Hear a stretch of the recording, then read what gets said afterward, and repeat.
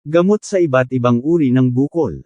Cyst, bukol sa didi, goiter, myoma, tumor, pamamaga ng kidney, rheuma, loslos, almuranas, tuberculosis, sakit sa balakang, sakit sa tagiliran.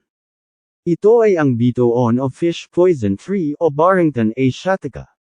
Ang punong ito ay merong anti-tumor, antimicrobial, antifungal, anti-epileptic, antibacterial, antioxidant, wound healing, ichthyotoxic, anti-dengue at anti-cancer properties, na siyang tumutulong upang gamutin ang lahat ng uri ng bukol sa ating katawan.